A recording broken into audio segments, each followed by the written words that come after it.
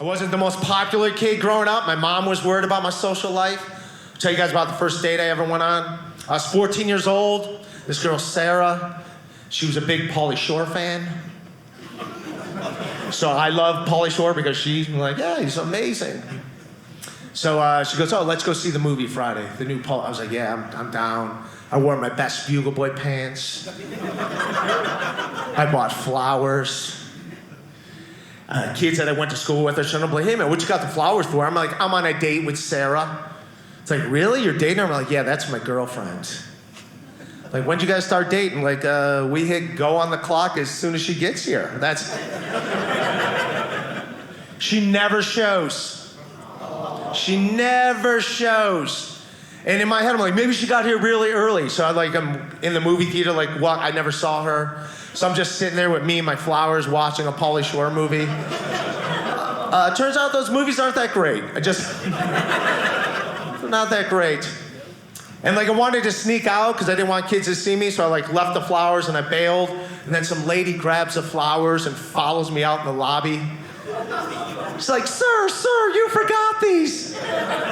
I'm like, no, I got them for a girl. She didn't show. She's like, you should give them to your mother. I'm like, no, my mom already thinks I'm a loser. I don't need to confirm that. It's like, so I take the flowers, I go next door to the Burger King, because that's where kids go after the movie. And I didn't want to just throw them away, because I knew kids would see them and put 2 and 2 together. So what I did is I went in the bathroom, and instead of just, I didn't want to lay them on top, so I started taking garbage out of the garbage can. And I laid the flowers on the bottom like I was just burying them, like I was burying my dignity, just getting it down there. And the whole time in my head, I'm like thinking, this is dating? Dating sucks. Like I could have stayed home and played video games and not felt this horrible about myself. Anyways, I get a Facebook friend request from Sarah a couple years ago. I accepted, I'm an adult. You know what she's doing? You know, some people put their jobs. She is the manager of that exact same Burger King. I was like, wow, karma does exist, and it's in a trash can in Cleveland, Ohio. When I saw that, I was like, yeah, go in the bathroom, get your flowers, lady.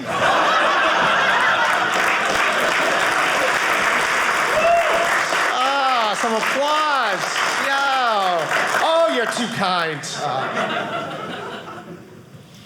Also, man, Dr. Pimple Popper. I don't know if you guys are into that show.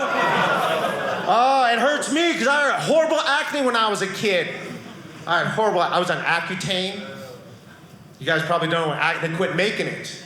It was linked to depression and teenage suicide. I knew something was up with that medication because when the doctor prescribed it, he called my mom in the room to let her know the side effects. But then to make me feel better, he started showing me the scars on his face. Yeah, like that was supposed to magically cheer me up. I'm like, dude, I'm self-conscious about going to school tomorrow because of my acne. Now you're letting me know it's gonna scar me for the next 50 years? It's like, what exactly causes the depression? Are you sure it's some medication? Because it could be these pep talks. This is my worst acne story. In high school, I got to take an art class. And I waited until I was a senior. Everyone else was in 9th grade. I was a senior. And we had to do an assignment. You had to draw someone in the class. And the kid that drew me just drew me with all my acne. Just this brutal drawing. Like all the whiteheads I tried to pop that didn't quite make it. But he just happened to be the most talented kid in the class. So his drawing ended up getting submitted to a bunch of student art shows. And then when the art shows were over, my teacher took that drawing and hung it in the hallway for the last 3 months of my high school life. So I had to like walk by my own shame every day. And that kid was always weird around me, but I was never mad at him. I was more mad at my art teacher. Like if I go back in time, I'd like to give him $20. Like, hey man, can you draw a picture of our art teacher? And let's point out all of her insecurities. Like how about you draw a picture of her holding up her left hand, pointing out that she's 47 and has never been married. Can we get that drawing? Or how about a drawing of all the grandchildren her parents will never see? Put that right in their living room. Thank you. All right, some applause. Oh, some more applause.